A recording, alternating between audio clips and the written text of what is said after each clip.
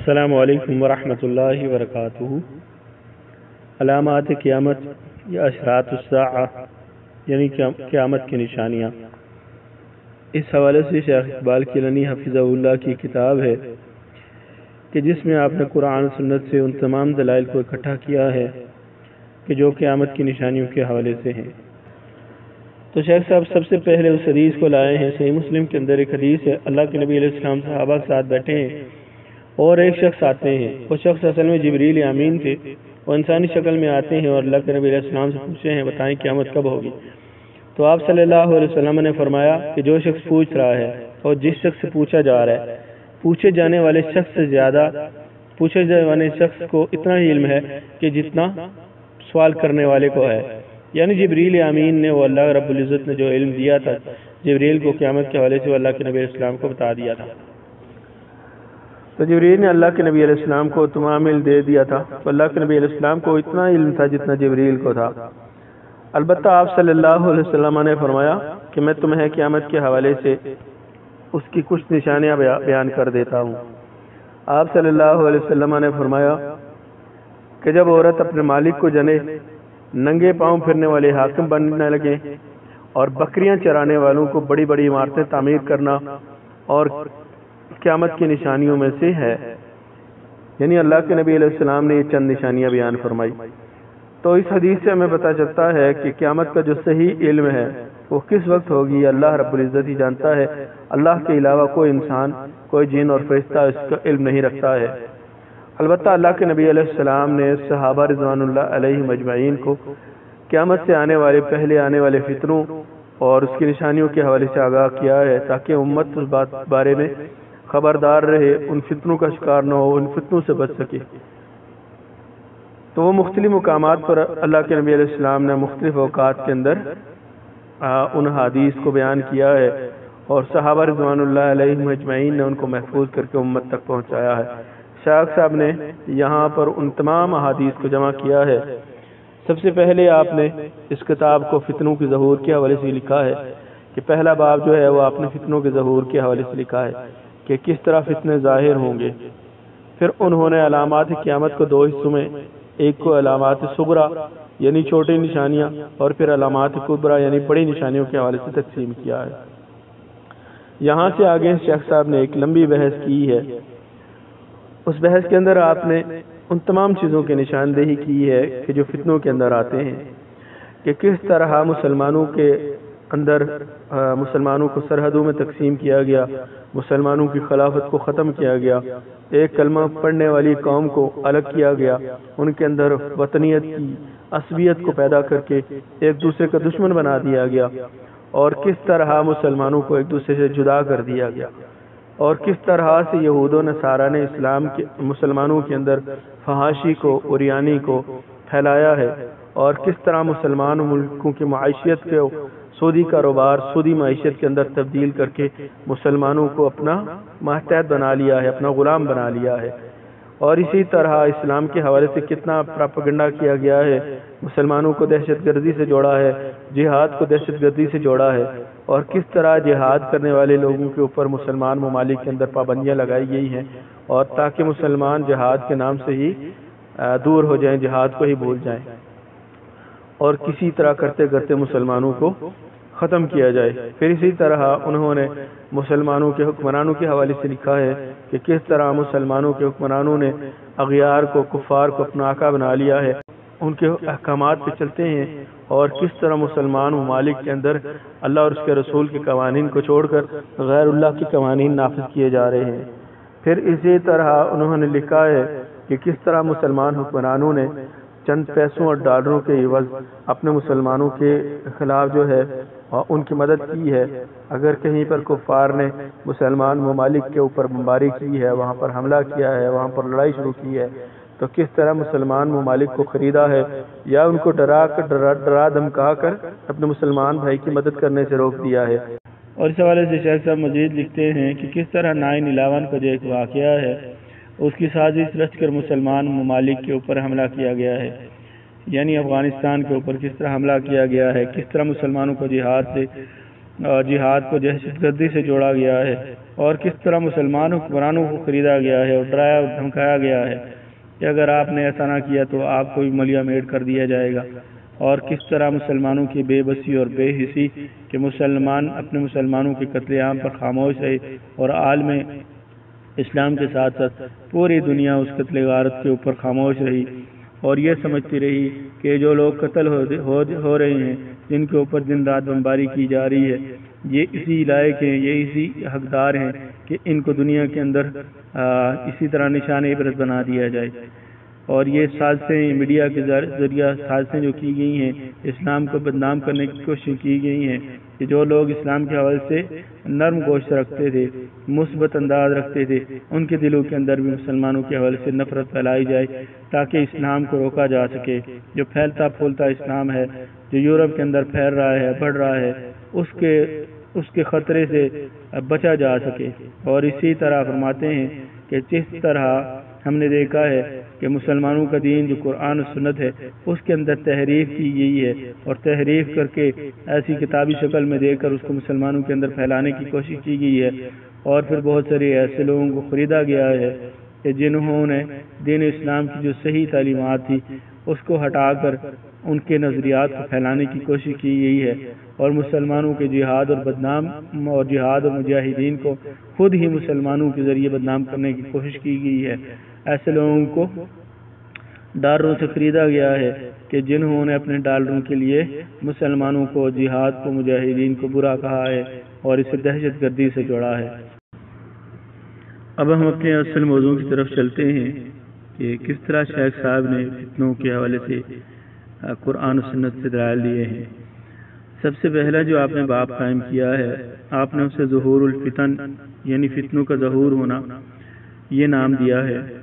اور پھر اس طرح آپ نے ہر ایک حدیث کے ساتھ ایک مسئلے کو بیان کیا ہے، یعنی ایک حدیث کو ایک مسئلہ نمبر 1 دیا ہے، مسئلہ نمبر 2 دیا ہے، مسئلوں کی شکل میں آپ نے اس کو بیان کیا ہے۔ سب سے پہلے آپ نے ہر حدیث کے حوالے سے اس کی ہیڈنگ دی ہے اور پھر حدیث کو بیان کیا ہے۔ مسئلہ نمبر 1 جو ہے، قیامت سے پہلے فتنے بارش کے قطروں کی طرح پے در پہ ظاہر ہوں گے۔ صحیح بخاری سے یہ حدیث لائے ہیں، سیدنا اسامہ بن زید رضی اللہ تعالیٰ عنہ اس کے راوی ہیں۔ وہ فرماتے ہیں کہ اللہ کے نبی صلی اللہ علیہ وسلم مدینہ منورہ کے محلات میں سے ایک محل پر چڑھے اور صحابہ رضوان اللہ علیہ مجمعین سے پوچھا، جو میں دیکھتا ہوں کیا تم دیکھتے ہو؟ صحابہ رضوان اللہ علیہ مجمعین نے عرض کیا، نہیں اللہ کے نبی صلی اللہ علیہ وسلم۔ پھر آپ صلی اللہ علیہ وسلم نے فرمایا، میں فتنوں کو تمہارے گھروں میں بارش کے قطروں کی طرح گرتا دیکھ رہا ہوں۔ اس کے بعد مسئلہ نمبر 2، قیامت کے قریب ہر طرف فتنے ہی فتنے اور مصیبتیں ہی مصیبتیں ہوں گی۔ صحیح ابن ماجہ سے یہ حدیث لائے ہیں، سیدنا معاویہ اس کے راوی ہیں، فرماتے ہیں کہ میں نے اللہ کے نبی صلی اللہ علیہ وسلم کو فرماتے ہوئے سنا ہے کہ قیامت کے قریب دنیا میں سوائے مصیبتوں اور فتنوں کے کچھ باقی نہیں رہ جائے گا۔ مسئلہ نمبر 3، جیسے جیسے قیامت قریب آئے گی ویسے ویسے فتنے بڑھتے جائیں گے۔ صحیح بخاری سے یہ حدیث لائے ہیں، سیدنا زبیر بن حدیث کے راوی ہیں، فرماتے ہیں کہ ہم انس بن مالک رضی اللہ تعالیٰ عنہ کی خدمت میں حاضر ہوئے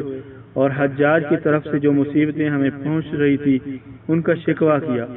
تو سیدنا انس رضی اللہ تعالیٰ عنہ نے بیان فرمایا کہ صبر کرو،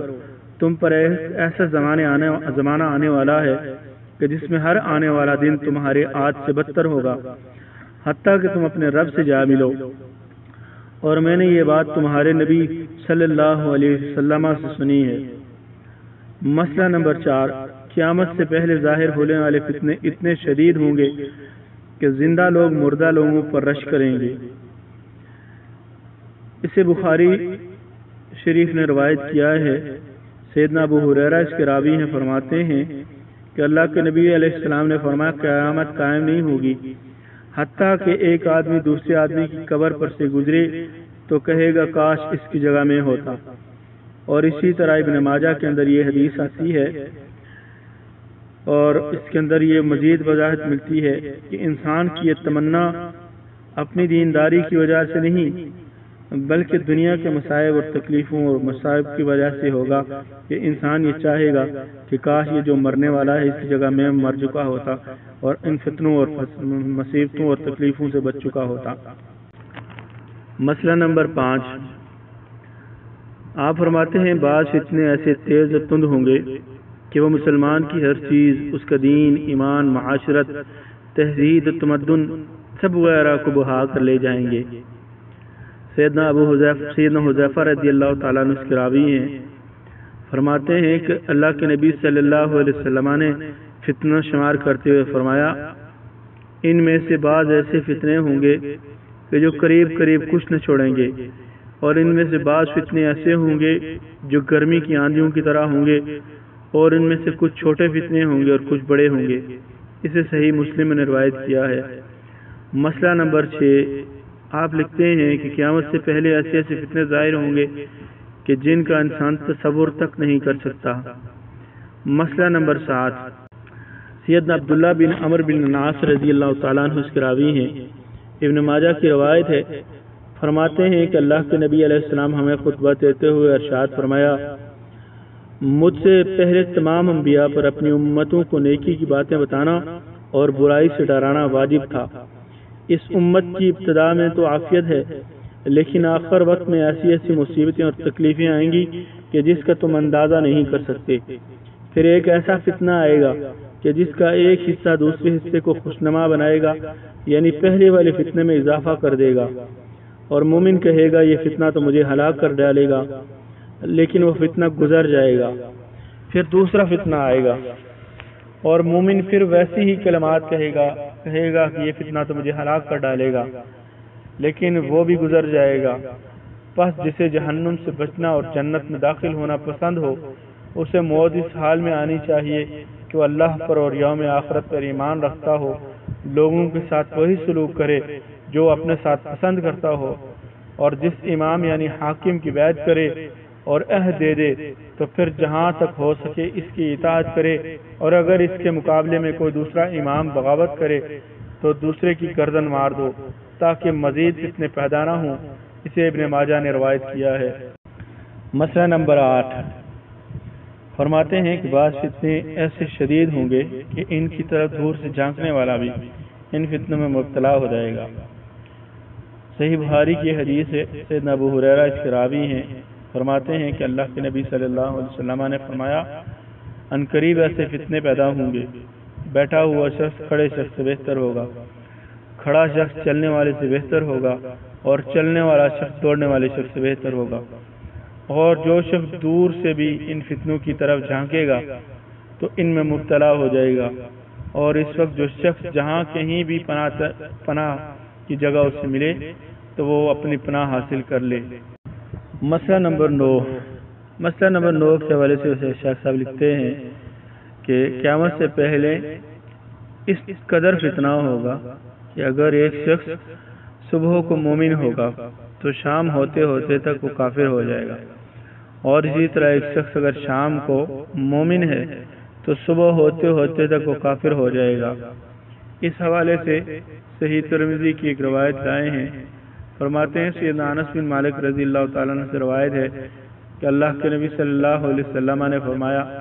قیامت سے پہلے شب تاریک کے ٹکڑوں کی مانند فتنے ظاہر ہوں گے۔ ایک آدمی صبح کے وقت مومن ہوگا اور شام کو کافر ہو چکا ہوگا، اسی طرح شام کے وقت ایک شخص مومن ہوگا اور صبح کے وقت تک وہ کافر ہو چکا ہوگا۔ مسئلہ نمبر 10، شیخ صاحب لکھتے ہیں کہ فتنوں کے دوران ایمان پر قائم رہنا اتنا ہی مشکل ہوگا جتنا آگ کا انگارہ ہاتھ میں لینا مشکل ہوگا۔ شیخ صاحب جو ہے یہ مسند البزار سے یہ حدیث لائے ہیں، البتہ سنن ابو داؤد کے اندر بھی یہ 4341 نمبر پہ حدیث ہے۔ سیدنا عبداللہ بن مسعود اس کے راوی ہے، فرماتے ہیں کہ اللہ کے نبی علیہ السلام نے فرمایا، بلا شبہ تمہارے بعد صبر کے دن آنے والے ہیں، ان میں دین و شریعت پر صبر کرنا، اس پر ثابت قدم رہنا ایسے ہوگا جیسے آگ کا انگارہ پکڑنا۔ ان میں لوگوں کا دین کے تقاضوں پر عمل کرنے والے کو اس جیسے 50 آمنوں کا ثواب ملے گا۔ عبداللہ بن مبارک کہتے ہیں کہ میں نے اتبا کے علاوہ مجھے دوسرے نے بتایا کہ سیدنا ابو صوبلہ رضی اللہ تعالیٰ عنہ نے کہا، اے اللہ کے رسول ان لوگوں میں سے 50 عاملوں کا ثواب یا ہمارے لوگوں میں سے ثواب، یعنی ہمارے لوگوں کے برابر ثواب ہوگا؟ تو آپ صلی اللہ علیہ وسلم نے فرمایا تمہارے 50 عاملوں کے برابر ایسے لوگوں کو ثواب ملے گا، یعنی اس وقت جب فتنہ ہوگا، اتنا کثرت سے ہوگا کہ لوگ ان پر جو صبر کریں گے تو ان کو اس طرح ثواب ملے گا جس طرح صحابہ رضوان اللہ علیہ کے دور کے اندر 50 لوگوں کے سینک پر ثواب ملتا تھا۔ آج ہم نے مقدمے کے ساتھ ساتھ جو 10 مسائل ہیں، یعنی 10 احادیث شیخ صاحب نے بیان کی ہیں، ان کو بیان کیا ہے۔ انشاءاللہ کوشش کروں گا کہ 10-15 منٹ کی جو ویڈیو ہو اتنی بناؤں، اور اسی طرح 10-15 مسائل جو ہیں، جو 10-15 احادیث ہوتی ہیں، ان کو بیان کیا جائے۔ تو انشاءاللہ دعا کریں یہ سلسلہ جاری رہے، اور اللہ رب العزت ہمیں ان فتنوں سے بچائے کہ جو اللہ کے نبی علیہ السلام نے قرب قیامت کے حوالے سے بیان کیے ہیں۔ یقیناً کہ آج ہم ان فتنوں کے بہت اندر تک دھنس چکے ہیں، آج بہت سارے فتنے ہیں، اور اسی طرح وہ فتنے آج روز بروز بڑھتے جا رہے ہیں۔ اللہ رب العزت ہماری اولادوں کو، ہمارے رشتہ داروں کو، ہمارے عزیز و اقربا کو ان تمام فتنوں سے بچائے، اور آپ بھی کوشش کیجئے گا کہ اس خیر کے کام کو اپنے ساتھ ساتھ دوسرے سے بھی شیئر کیجئے۔ السلام علیکم ورحمۃ اللہ وبرکاتہ۔